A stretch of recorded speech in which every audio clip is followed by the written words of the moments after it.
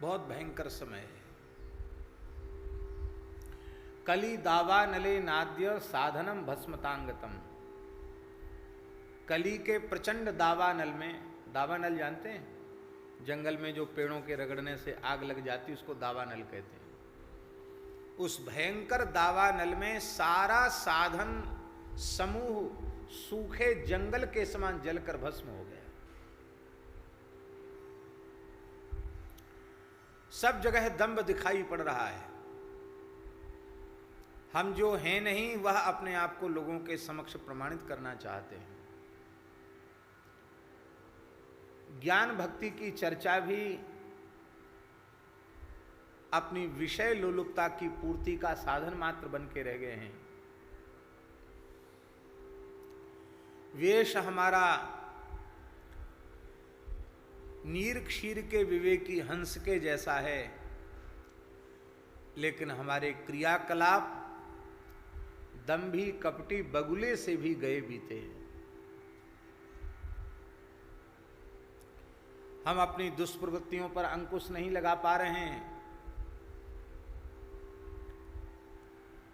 हम अपने स्वरूप के अनुरूप अपना जीवन नहीं बना पा रहे हैं। कली के दोष हमें निरंतर परेशान कर रहे हैं। ऐसी स्थिति में कलयुग के इस प्रकोप से हमारी सुरक्षा होवे, इसका साधन क्या है? तो कली के प्रकोप से सुरक्षा का उपाय है, साधन है श्री विनय पत्रिका। गोस्वामी जी ने विनय पत्रिका में ये बात कही है कि कलयुग इस भूप ने, इसके उपद्रवी तत्वों ने, विकारों ने हमें परेशान करने में कोई कोर कसर नहीं छोड़ी। हमने बहुत पुरुषार्थ किया, बहुत प्रयास किया दोषों से लड़ने का, कलयुग से लड़ने का, लेकिन अंत में हमें लगा कभी ये कलयुग किसी की मानेगा नहीं, यह तो केवल समर्थ श्री रघुनाथ जी की ही मान सकता है।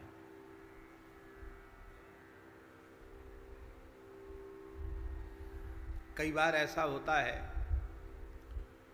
कि निकट रहने वाला व्यक्ति भी, उसके मन में बहुत भाव जगते हैं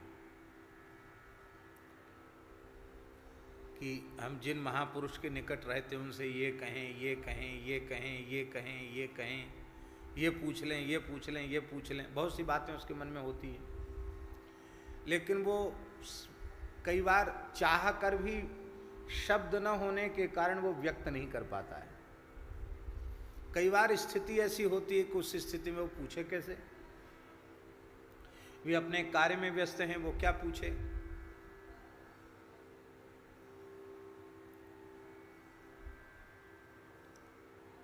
तब निकट रहने वाला व्यक्ति भी मन में सोचता है कि अब अपनी भावाभिव्यक्ति का यदि कोई एक साधन मेरे पास बचा है तो वो यही है कि मैं अपने पूज्य, अपने आराध्य, अपने उपास्य के चरणों में लिखकर अपने भाव समर्पित करूं। अब लिखकर हमने दे दिए, उनको फुर्सत नहीं, जब फुर्सत होगी तब पढ़ लेंगे, जब उनका मन होगा तब वो देख लेंगे, पढ़ लेंगे, समझ लेंगे। और मान लो नहीं भी देखेंगे, नहीं भी समझेंगे, तो हम तो समझ लेंगे कि हमने अपनी बात उन तक लिख कर दे दी, अब वे जाने, हम निश्चिंत हो गए।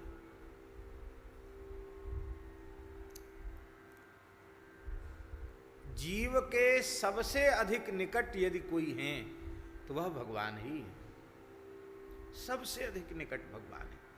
आंख की कोर पर लगा हुआ काजल हमारी निकट उतने नहीं है जितने निकट श्री रघुनाथ जी हमारे हैं।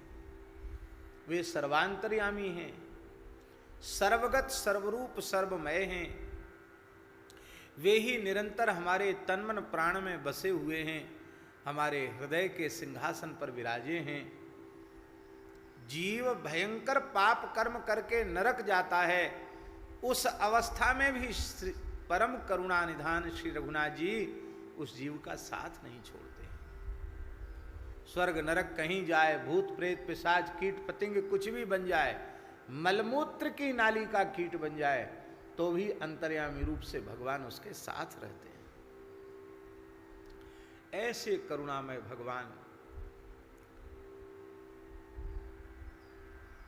उनके निरंतर निकट रहने वाला जीव, उनका अंश,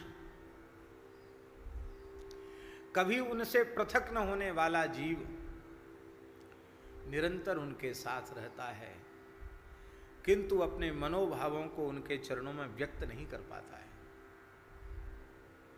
उन मनोभावों को व्यक्त करने का यह दिव्यतम साधन है श्री विनय पत्रिका।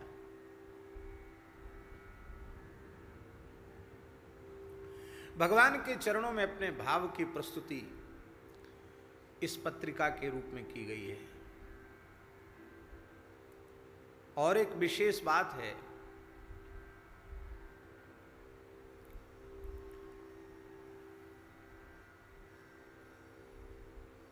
कि जब किसी बड़े से बड़े के पास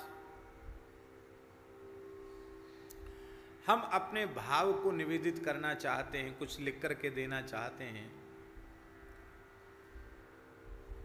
तो वो ऐसा, ये आवश्यक नहीं है कि वो वहाँ तक हमारी बात पहुँच ही जाए, क्योंकि उन बड़े से बड़े बड़े महानुभाव के निकट उनका परिकर होता है, और वो परिकर चाहे तो चीज पहुँचे। आपने कुछ अपना भाव लिख करके दिया, मान लो इनको दे दिया, बाबा को दे दिया, बाबा निरंतर पास रहते हैं, बाबा इधर उधर रख के भूल गए, अथवा नहीं दिया, अरे ऐसी तो 50 चिट्ठी आती, कहाँ तक महाराज को समय, क्यों समय खराब किया जाए, ठीक है पढ़ लिया, फाड़ फूड़ के फेंक दिया, नहीं दिया मान लो, तब फिर हम अपने भाव की पत्रिका अपने प्रेमास्पद के पास कैसे पहुंचावें? तब उसका साधन है कि वहां तक अपनी बात रखने के लिए पहले उनके परिकर को हमें अनुकूल करना पड़ेगा।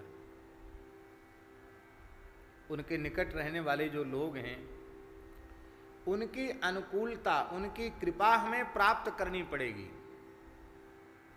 उनका अनुग्रह प्राप्त करना पड़ेगा। अनुग्रह किस रूप में?